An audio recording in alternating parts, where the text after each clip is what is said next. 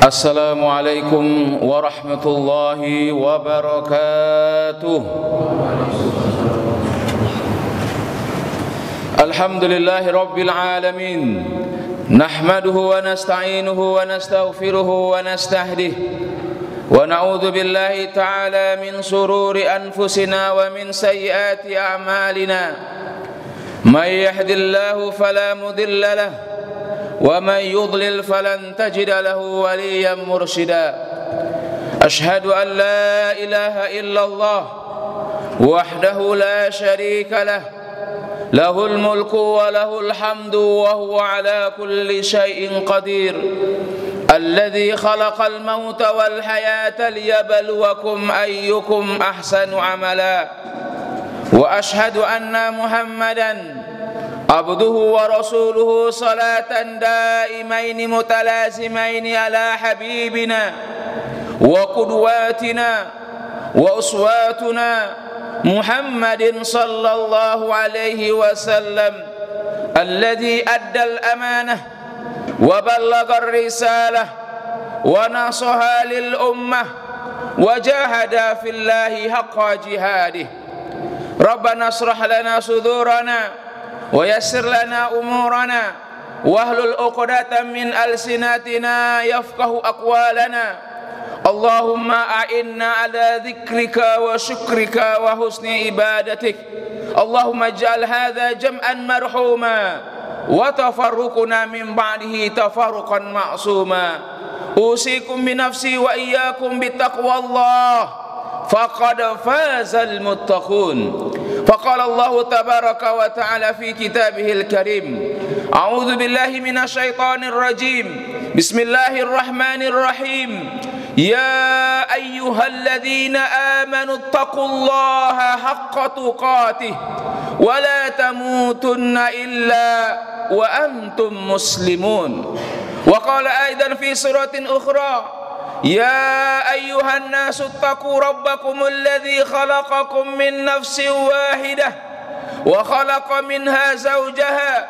وبث منهما رجالا كثيرا ونساء واتقوا الله الذي تساءلون به والأرحام إن الله كان عليكم رقيبا وقال رسول الله صلى الله عليه وسلم في حديثه الشريف اتق الله حيثما كنت وأتبع السيئة الحسنة تمحها وخالق الناس بخلق حسن صدق الله العظيم وصدق رسول الكريم ونحن على ذلك من الشاهدين والشاكرين أما بعد. Kaum muslimin sedang jemaah Jumat yang Allah muliakan, alhamdulillah kita ucapkan rasa syukur sedalam-dalamnya kehadirat Allah Subhanahu wa taala yang telah memberikan kepada kita nikmat yang tak terhingga sehingga kita mudah untuk melangkahkan kaki kita, mengayunkan tangan kita menuju rumah Allah Subhanahu wa taala sebagai bentuk wujud syukur kita kepada Allah Subhanahu wa taala atas nikmat yang Allah berikan kepada kita. Mudah-mudahan Allah Subhanahu wa taala memberikan pertolongan kepada kita untuk kita bisa menjadi hamba-hambanya yang pandai bersyukur kepadanya. Salawat beserta salam buat junjungan kita, teladan kita, idola kita, baginda Rasulullah sallallahu alaihi wasallam yang telah mencontohkan kepada kita dalam segala aspek kehidupan, dalam sebagai bentuk apapun dalam kehidupan kita ini telah dicontohkan oleh baginda Rasulullah sallallahu alaihi wasallam. Mudah-mudahan Allah Subhanahu wa taala memasukkan kita ke dalam golongan baginda Rasulullah sallallahu alaihi wasallam. Kaum muslimin sedang jemaah Jumat yang Allah muliakan, mari kita memperbanyak salat kepada baginda Rasulullah sallallahu alaihi wasallam dengan mengucapkan Allahumma salli ala Muhammad wa ala ali Muhammad. Assalamu alayka ya Rasulullah, assalamu alayka ya Habiballah, assalamu alayka ya Safwatallah. Kaum muslimin yang Allah muliakan, di sini khatib tidak lupa menyampaikan pesan Allah Subhanahu wa taala dan juga pesan baginda Rasulullah sallallahu alaihi wasallam kepada kita semua untuk kita meningkatkan iman dan takwa kita kepada Allah Subhanahu wa taala. Karena iman dan takwa inilah kita akan dibedakan di sisi Allah Subhanahu wa taala. Iman dan takwa inilah yang akan menjadikan kita mulia di hadapan Allah Subhanahu wa taala. Inna akramakum indallahi atqakum. Sesungguhnya orang yang paling mulia di sisi Allah Subhanahu wa taala di antara kalian adalah orang yang paling bertakwa kepada Allah Subhanahu wa taala. Takwa dalam arti imtisalu awamirillah wajtinabu nawahillah. Berusaha kita dengan sekuat tenaga kita untuk kita mengerjakan segala apa yang diperintahkan oleh Allah Subhanahu wa taala, dan kita berusaha dengan sekuat tenaga kita untuk kita meninggalkan segala larangan-larangan Allah Subhanahu wa taala. Inilah makna takwa yang sesungguhnya. Ketika kita bisa melakukan segala apa yang diperintahkan oleh Allah dan menjaga diri kita dari hal-hal yang dimurkai dan diharamkan oleh Allah Subhanahu wa taala. Semoga Allah Subhanahu wa taala masukkan kita ke dalam golongan hamba-hambanya yang bertakwa. Dan juga Allah Subhanahu wa taala berpesan kepada kita, dalam kehidupan kita di dunia yang fana ini, kita akan semuanya menuju Allah Subhanahu wa taala. Perjalanan yang begitu panjang, perjalanan yang begitu melelahkan, maka Allah Subhanahu wa taala perintahkan kepada kita untuk kita berbekal, dan sebaik-baik bekal kita menuju Allah Subhanahu wa taala adalah ketakwaan kepada Allah Subhanahu wa taala. Wa tazawwadu fa inna khairaz zadi taqwa. Berbekallah kalian, kata Allah, sebaik-baik bekal adalah ketakwaan kepada Allah Subhanahu wa taala. Kaum muslimin, sidang jemaah Jumat yang Allah muliakan, makna pengorbanan yang hakiki adalah ketika kita bisa memberikan sesuatu yang kita cintai dalam kehidupan kita kepada Allah Subhanahu wa taala. Ketika kita memiliki sesuatu yang kita senangi, ketika kita memiliki sesuatu yang kita cintai dengan keikhlasan yang mendalam dari lubuk hati yang kita paling dalam, kita berikan semuanya kepada Allah Subhanahu wa taala. Itulah makna daripada pengorbanan yang sebenarnya. Hal ini telah dicontohkan oleh Nabi Ibrahim alaihi salam dengan anak beliau Ismail alaihi salam kepada kita semua.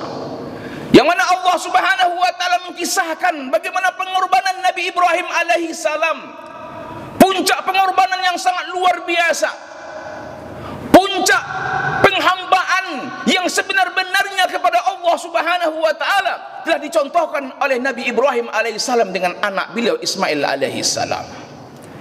Yang mana ketika itu Allah Subhanahu wa taala menguji Nabi Ibrahim alaihissalam dengan ujian, Allah belum karuniakan dia seorang anak yang didamba-dambakan bagi setiap orang yang menikah dengan seorang perempuan.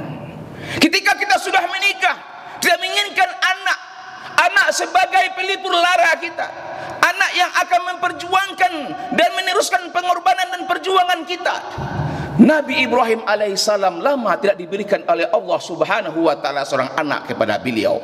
Ketika sesuatu yang dinanti-nantikan, sesuatu yang diharap-harapkan, sesuatu yang sangat dicintai dan disayangi, maka ketika itu datang ujian Allah Subhanahu wa taala kepada Nabi Ibrahim alaihissalam.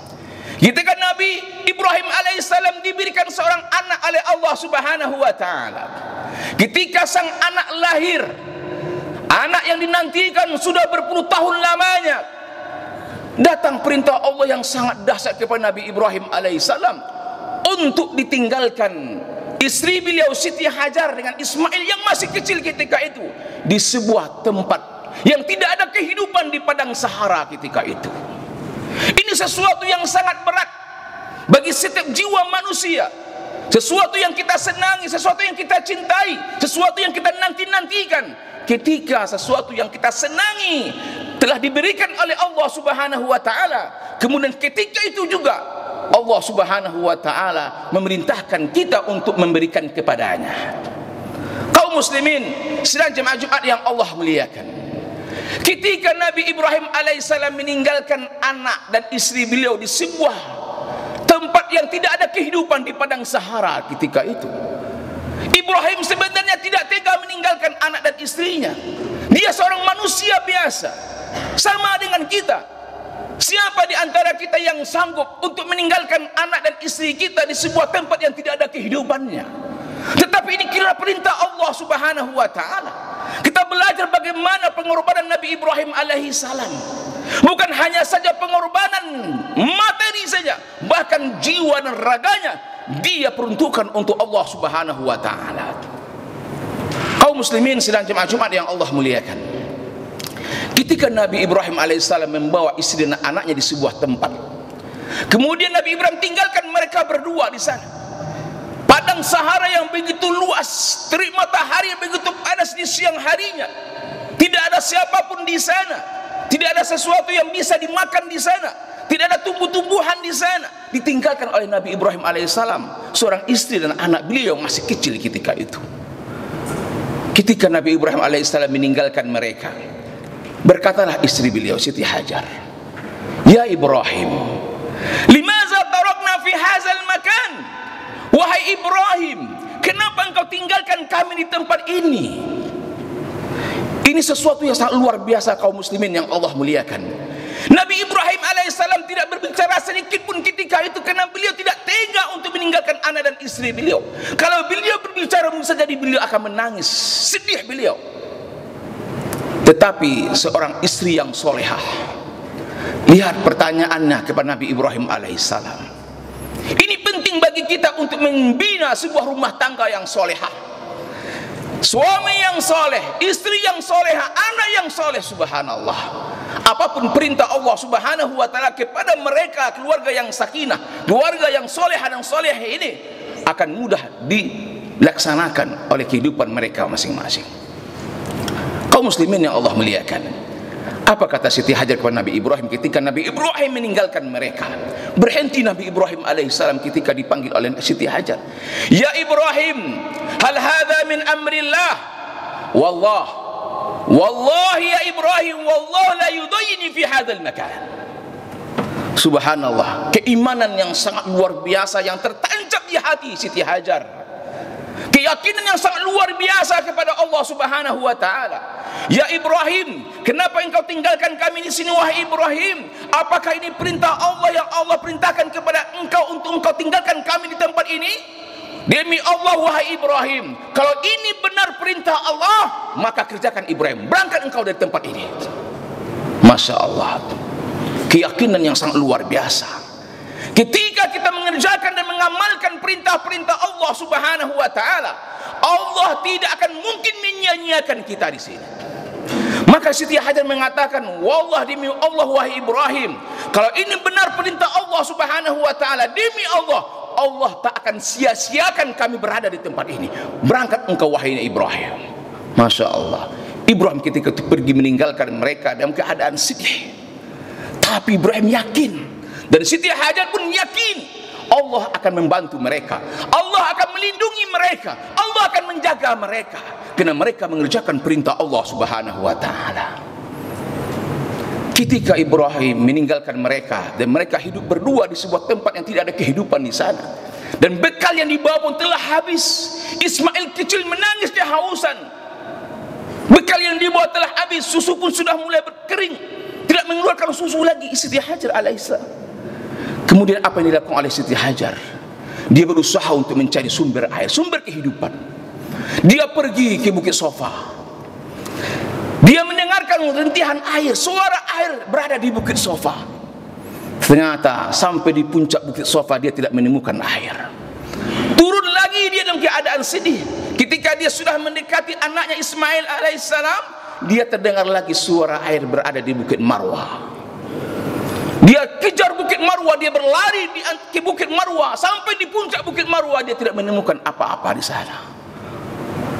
Beliau turun lagi dalam keadaan sedih. Ketika sudah mulai mendekati anaknya Ismail, terdengar lagi ada suara air yang ada di Bukit Marwah, di Bukit Sofa. 7 kali Siti Hajar berlari-lari antara Sofa dengan Marwah.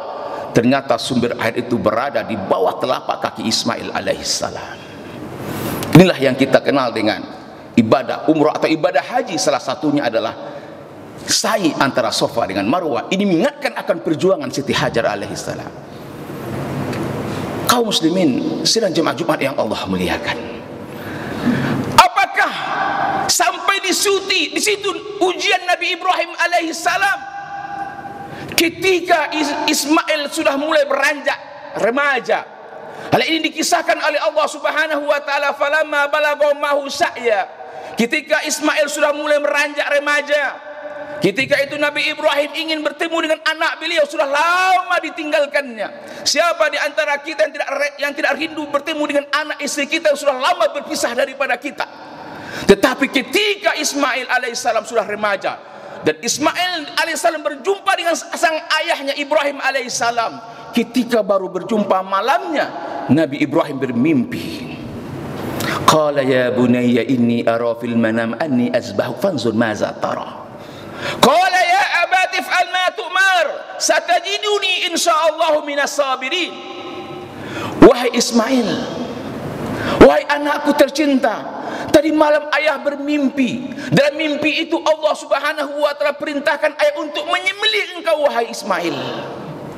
Masya Allah, ujian yang sangat dahsyat kepada keluarga Nabi Ibrahim alaihissalam. Anak yang saleh, seorang Ismail yang saleh, dia mengatakan kepada sang ayahnya, ya abati fa'al ma tu'mar. Wahai sang ayah, kerjakan perintah Allah Subhanahu wa taala. Apa yang Allah perintahkan kepada sang ayah, kerjakan. Satajiduni insyaallah minas sabirin. Mudah-mudahan aku termasuk ke dalam golongan orang-orang yang sabar dengan segala perintah-perintah Allah kepada saya. Masya Allah, kaum muslimin yang Allah muliakan. Disinilah syariat kurban.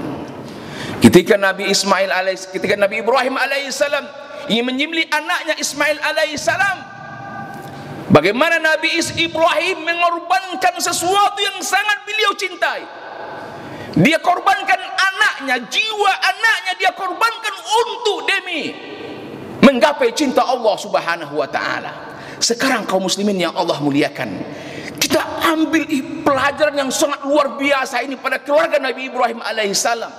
Ibrahim saja dia bisa mengorbankan kepada Allah Subhanahu wa taala jiwa dan keluarganya, apatah materi yang sangat mudah dilakukan oleh Nabi Ibrahim alaihissalam.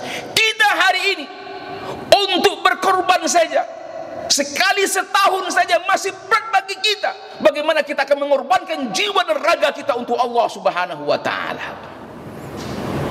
Oleh karena itu kaum muslimin yang Allah muliakan, di momentum yang luar biasa ini, di bulan haji yang luar biasa ini, nanti di bulan Zulhijjah, mari kita berkorban. Hanya sedikit dari nikmat yang Allah berikan kepada kita, yang Allah minta kepada kita. Inna a'tainakal kautsar fasholli li rabbika wanhar. Sungguh telah kami berikan kepada kalian nikmat yang begitu banyak, maka dari nikmat itu dirikanlah salat dan berkorbanlah. Mari kita azamkan dalam diri kita, berkorban kita. Kita korbankan yang berupa materi yang telah Allah berikan kepada kita. Hanya dari sekian nikmat yang Allah berikan, Allah mintanya sedikit saja. Apakah kita tidak mampu untuk kita korbankan harta kita kepada Allah Subhanahu wa taala? Kalau materi saja kita masih, apalagi jiwa ketika Allah meminta kita untuk berjihad di jalan Allah Subhanahu wa taala. Fa'tabiru ya ulil absar la'allakum turhamun.